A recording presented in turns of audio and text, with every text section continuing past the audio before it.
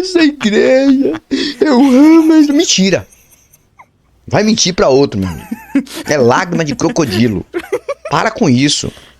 Eu estou na igreja, gente. Não é porque eu quero. Não. Aí agora já falou a verdade. Aí falou a verdade. Não é porque eu quero, não. Pilastra da verdade. O pastor aí, ele, sem querer, ele falou uma verdade. Que ele disse que não é porque quer, é porque ele não pode parar. Olha só. Eu procuro ânimo e não encontro. E mesmo assim, eu não posso parar. É isso aqui? Um livro sangrento? Um livro escravocrata? Um livro cheio de sacrifícios, de sangue, aqui. Olá amigos, Antônio Galvão chegando com mais um vídeo para o canal Pilastra da Verdade. E nesse vídeo, eu vou mostrar para vocês, para que vocês possam identificar. Eu vou mostrar um pequeno vídeo aqui rápido, em um pequeno trecho de uma pregação religiosa dessas igrejas pentecostais. Tem zoada, não tem barulho não, mas nesse trecho que você vai ouvir no vídeo que eu vou colocar, você vai conseguir identificar o que é uma escravidão religiosa mental. E você entende por que esse povo continua lá dentro. Eles não percebem isso. E é um dos tipos de pregações que mais enganam, manipulam e colocam medo nas pessoas. Depois da vinheta eu te conto e falo mais outras coisas. Pilastra da verdade. E voltei com novos argumentos e novas indagações. Como eu falei, eu estaria abrindo uma exceção em algum dos vídeos para colocar alguns cenários que eu ainda não coloquei. E esse que está aqui atrás de mim é mais um cenário que um amigo mandou para mim. E o nome desse amigo é Antônio Araújo Pereira. E este local que você está vendo aí fica na cidade de Niquelândia, Goiás. Niquelândia, Goiás. É uma cidadezinha simples, pacata, mas é um cenário muito legal. Muito legal mesmo, achei lindo esse cenário que mostra realmente a simplicidade do nosso Brasil, mas são locais muito bonitos. E tá aqui, Niquelândia, Niquelândia, Goiás. E quem mandou foi Antônio Araújo Pereira. Antônio Araújo Pereira, meu amigo, eu só tenho a agradecer pelo apoio no canal. Grato sempre, estamos juntos e misturados. E como eu falei, sempre vou estar abrindo uma exceção e vou estar colocando alguns cenários que ficaram para trás, que eu coloquei mais de 30 cenários aqui, fotos de pessoas que mandaram para mim, de locais, são inscritos do meu canal. Foi muito legal. E quem sabe o ano que vem eu abro uma exceção novamente, mais um mês direto, colocando cenários dos meus amigos. E aí a gente vai estar sempre mostrando algumas coisas aí, alguns lugares para as pessoas através dos cenários. Ok. Eu falei para vocês o seguinte, que eu vou mostrar para vocês nesse vídeo um trecho de uma pregação que mandaram para mim. Não é que mandaram para mim ateu nem agnóstico, não. Tá no grupo da minha família. Grupo da família. Eu participo de grupo da família. Pouco interajo. Por que eu participo? Eu participo ainda porque é essência de família.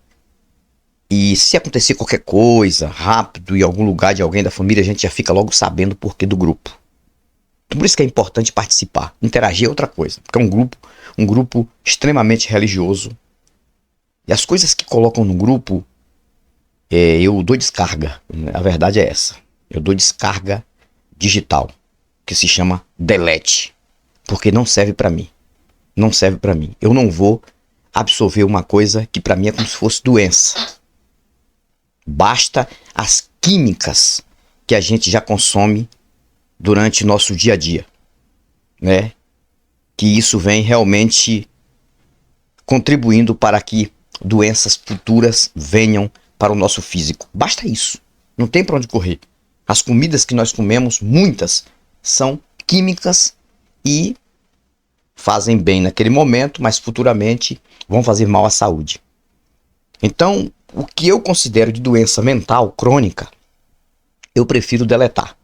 Eu fico na minha, não interajo, porque tudo que eu interajo lá vira polêmica. Então, o grupo de família eu participo, não deixo de participar, porque se acontecer qualquer coisa eu vou ficar sabendo através do grupo. Olho lá o que eles postam, mas nada do que se posta em questão religiosa mexe comigo. Para mim é a mesma coisa de defecar na internet. Respeito sempre pessoas. Eu falo sempre pessoal da minha família aqui.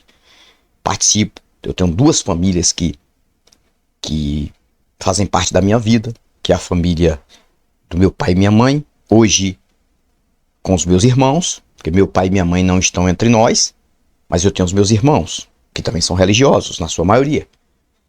E a família da minha esposa. Família da minha esposa, que é uma família muito grande e também extremamente religiosa. Então, eu faço parte dessas 2 famílias. Não tenho o que dizer em questão de honestidade, porque todas as 2 famílias trabalham para sobreviver.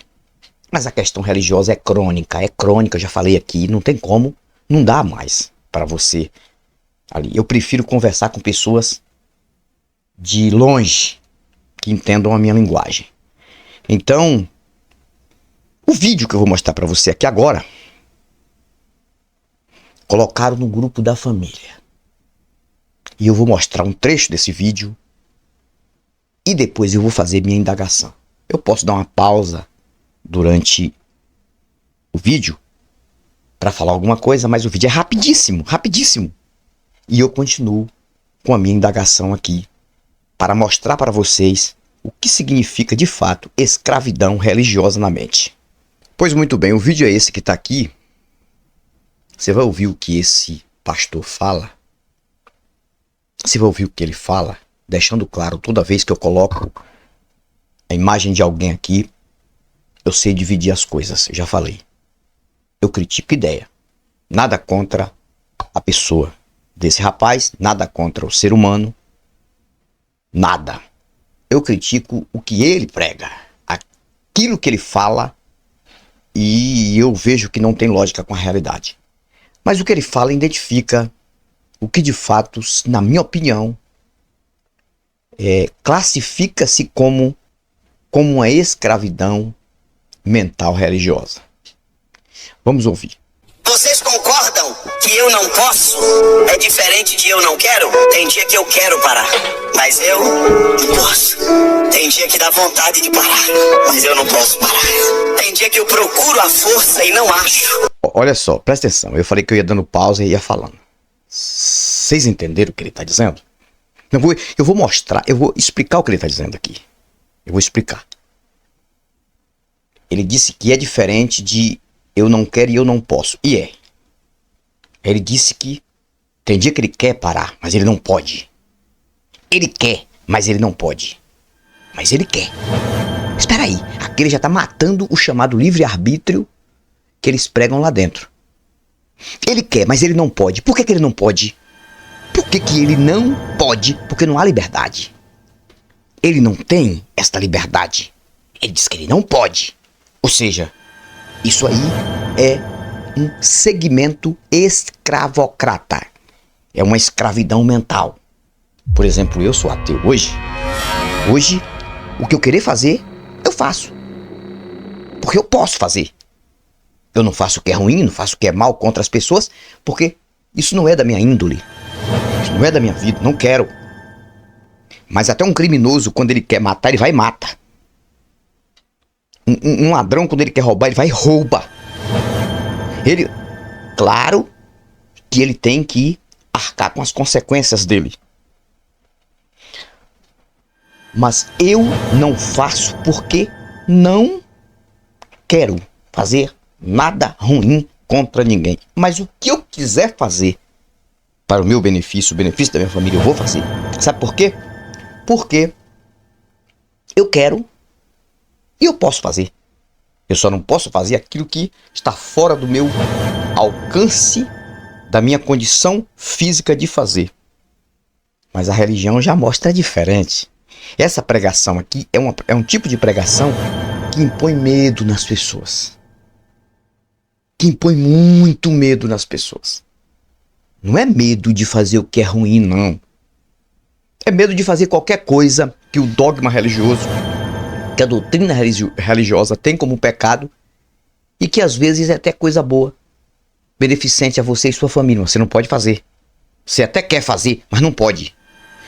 Não pode, porque você segue uma escravidão mental religiosa.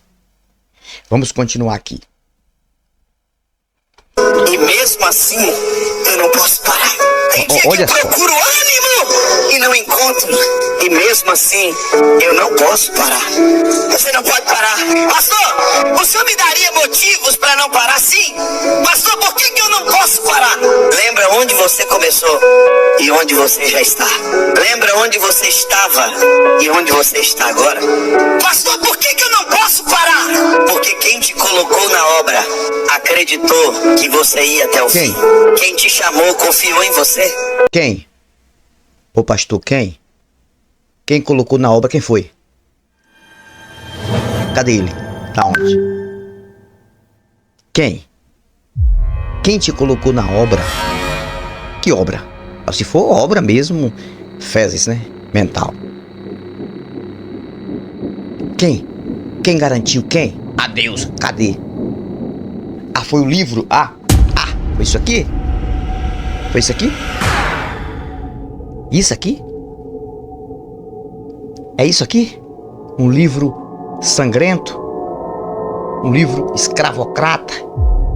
Um livro cheio de sacrifícios de sangue aqui?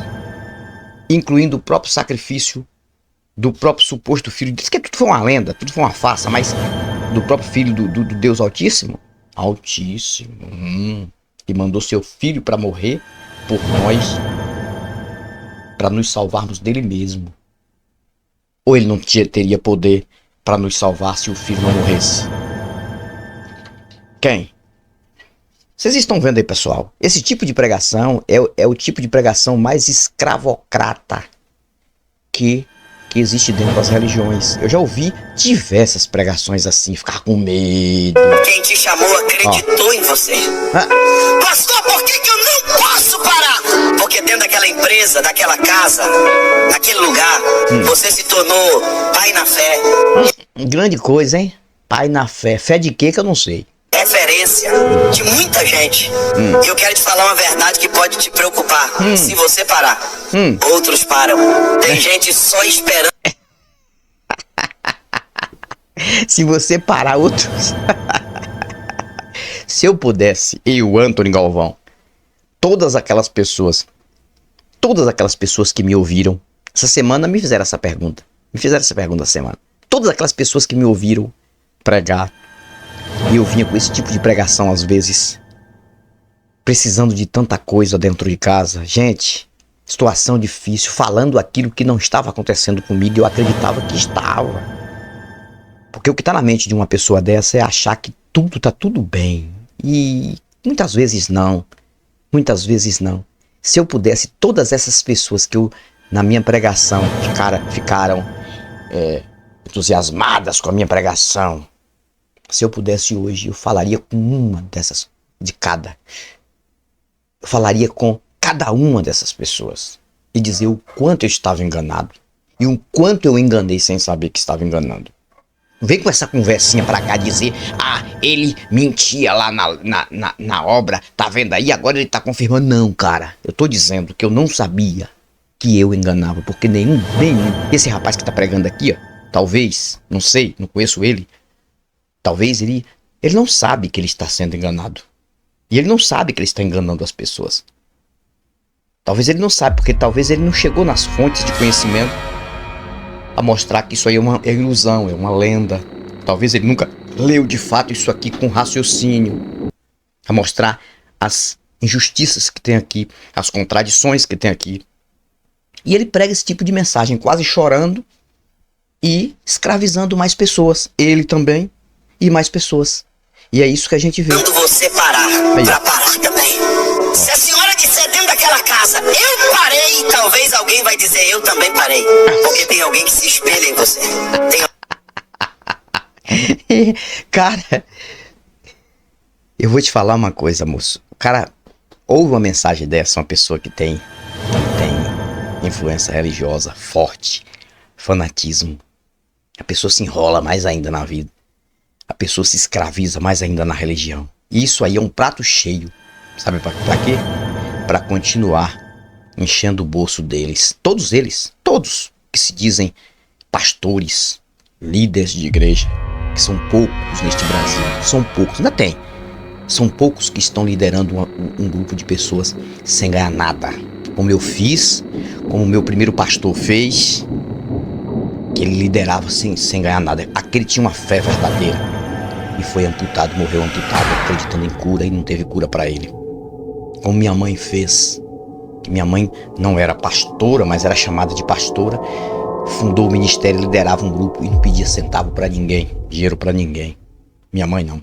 Tem muitos, no Brasil ainda tem muitos pastores simples que se dizem pastores, que não tem conhecimento nenhum disso aqui, ó. Nenhum conhecimento disso aqui. Nenhum conhecimento disso aqui. Né? E dizem que são fanáticos por isso aqui, né? Eu sou fanático pela Bíblia, como a mensagem que você tá vendo aí, que tá também no grupo da minha família. Essa mensagem que você tá vendo aí tá no grupo da minha família. Que o religioso colocou lá. Mas não conhece isso aqui. Ele não conhece isso aqui. Ele conhece isso aqui com fé. Com fé, a fé dele cega ele. Ele não para pra pensar. Ele não para pra pensar que como é que um pai bom, amoroso, colocaria em um jardim uma árvore responsável pelo pecado e pela destruição. E aí ele coloca a árvore do bem e do mal, mas ele já sabia que os filhos que ele colocou no jardim iriam pecar, iriam comer do fruto da árvore. Se ele sabia, por que ele plantou a árvore? Por que ele deixou aquela árvore ali? Pra quê? Se ele já sabia. Como é que eu coloco no meu quintal, que tem um monte de criança, meus filhos brincando no meu quintal, eu coloco um pé de espinho, ou então um pé de algum fruto venenoso, e depois, mesmo que eu avise para os meus filhos, minhas crianças, que não toquem ali porque aquilo é venenoso, mesmo assim aquilo ali vai estar disponível para, no momento que eu descuidar, um dos meus filhos ir lá e comer por curiosidade e morrer. Não seria mais fácil eu não colocar? Não seria mais fácil eu não plantar? Não colocou a árvore do bem e do mal. Desse fruto não comereis. Ah, que merda! Desse fruto não comereis. Mas sabendo que em seguida, e ainda por cima, ainda colocou uma serpente lá no jardim, segundo isso. Isso é uma mitologia, gente. Isso é mito. Eu tô falando segundo a crença de vocês, religiosos. Segundo a crença de vocês. Madeira de dar em doido. Segura. É ideia, né? Segundo a crença de vocês. Pô, ele já sabia. Ele sabia que aquela serpente ali ia falar. Serpente falaço. E que induzia a mulher a comer o fruto, e o homem, e o pecado ia vir. E hoje eu sofro por conta do pecado daquele povo que eu não tenho nada a ver. Eles não observam essas contradições não, né? Eles não observam não. Aí fica com essas pregações. Alguém que acredita em você.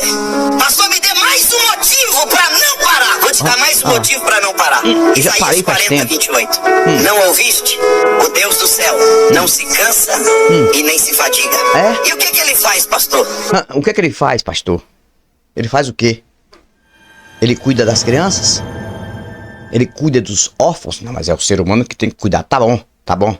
Fisicamente, na condição humana. E por que ele manda, ele não impede as enchentes que destroem crianças? Os furacões, os vulcões, os tornados, os ciclones, os desastres naturais. Ele não se cansa. Mas ele faz o que mesmo, pastor? Ele faz o quê? Quando uma escola é invadida por um monstro, por um psicopata, para destruir vidas de crianças, ele faz o quê? Essas pessoas que estão nos hospitais agora gritando por ele, por misericórdia, pedindo mais uma chance. E pessoas jovens, na sua maioria, estão agonizando de dores até a morte. Que Deus é esse, pastor? Cadê ele? Tá onde? Ele só serve para quê? Para ser viciado na nossa obediência? Só para isso? Para no final ele punir ou beneficiar? Não quero isso para minha vida não, pastor. E as pessoas que têm mente aberta, as pessoas que têm cérebro, que vão acordando, não querem isso mais não. Eu parei faz tempo desse negócio de religião. E a minha vontade é que todos aqueles que me ouviam, que acreditavam em mim, parassem também e investissem na vida física. Isso é importante, porque esse Deus aí, pra mim, não serve pra nada. Pra mim, não serve. É pior, na minha opinião, hoje, esse Deus bíblico. Porque se existiu, não é o bíblico. É muito precário. É um Deus inútil. É um Deus inútil. É um Deus que não livra ninguém. E não tem outro nenhum, porque se tivesse, tinha livramento. Não serve pra mim. Você não serve pra mim mais. Ele dá força pro cansado e multiplica a força daqueles que não têm nenhum vigor. Pastor, o que vai acontecer se eu não parar? Os que esperam pelo Senhor esperam, viu, gente? renovar. Viu, gente? Aí o segredo é esse, esperar. Esperar, esperar, esperar. E renovarão com a doença crônica na mente, que essas crenças que não trazem sentido. O renovo que ele fala aí é isso. É você ser derrotado e você esperar a vitória e nunca ter. É você precisar de ser curado, depender dos médicos, e mesmo se os médicos não podem fazer nada, você tem que esperar. Você tem que esperar. Aí você morre esperando. E são essas pregações as suas forças. Deus está dizendo para alguém: receba força. Deus está dizendo aonde, moço? Não é você que está dizendo, quem está falando é você. Deus não está dizendo para ninguém. Você que diz que Deus está dizendo, porque eu já falei isso também. Deus está dizendo, Deus está falando para quem? Cadê a voz de Deus? É a sua que é a voz de Deus? É a sua? A sua é sua voz, rapaz. Deus precisa da sua voz para falar? Deus precisa de um livro para falar? Que Deus precário é esse? Eu tô falando aqui, não preciso de um livro.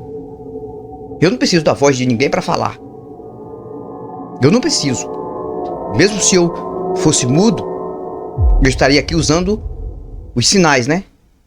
A linguagem, sinais. E o seu Deus faz o quê? Cadê ele? Isso é conversa pra boi dormir, acordar no matadouro, meu amigo. E não acordar mais. Acordar no matadouro, morrer pra não acordar mais. E virar churrasquinho, infelizmente. Porque não existe lei aí pra proteger a vida do coitado do boi. Receba força! Receba força! Força, vocês concordam que eu não posso? É diferente de eu não quero? Deixa eu tirar aqui e eu vou finalizar o vídeo. Olha só. Madeira de dar em doido. Tá aqui nessas ideias. Madeira de dar em doido. Deixa eu botar aqui. Deixa eu colocar aqui. Madeira de... Caiu, ó. É porque não tem o espaço aqui. Tirei o espaço de colocar aqui. Madeira de dar em doido. Madeira de dar em doido. Nessas ideias. Pessoal, gente. Esse tipo de pregação... Eu já tô encerrando agora, viu, gente? Não vou demorar muito, não. Esse tipo de pregação... Hoje... Você encontra... Em todas as igrejas... Nível pentecostal. Igrejas assembleianas... E outras placas inventadas também.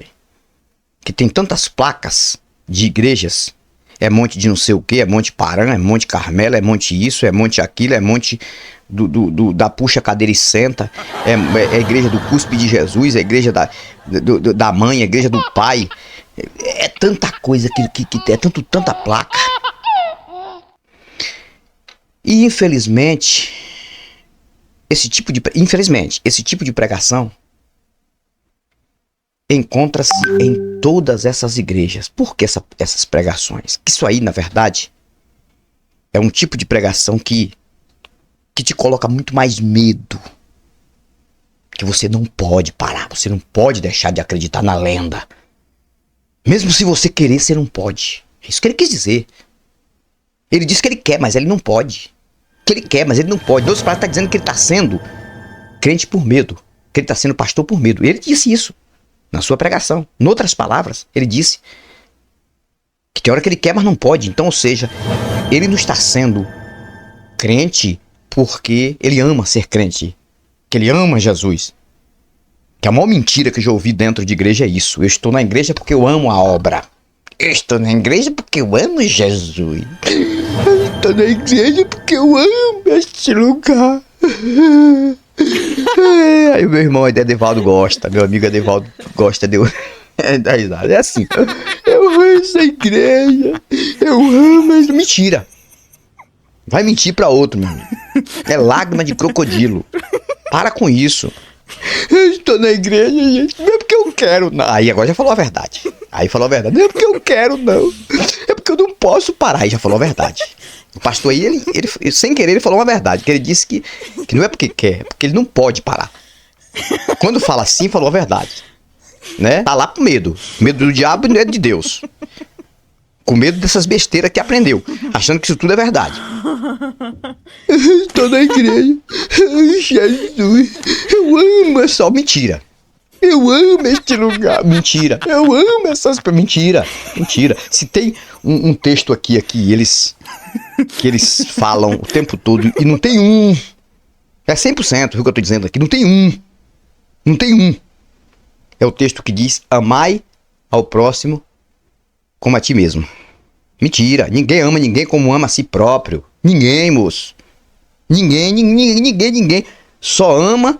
Bom, aí eu abro uma exceção para dizer que uma mãe que tá ali cuidando do seu filho, que dá a sua própria vida pelo filho, aí sim, pode ser que seja classificado o amor. Uma pessoa que doa um órgão, tira um rim para doar para outro da família, como tem um amigo que fez isso. Tem um amigo que fez isso, ele tirou o rim dele e doou pro irmão. O irmão tá vivo por conta disso. Então, eu abro uma exceção nessa questão de amor. Agora, dentro de igreja, não tem. Ninguém ama ninguém assim, moço. Mas o próximo a ti mesmo são poucos. Não tem 1%, não. É 0,1%. Ai, Jesus. Eu não posso parar. Eu não posso deixar a obra. Porque quem garante é Deus. Cadê Deus? Ele garante de onde? Cadê? Do livro?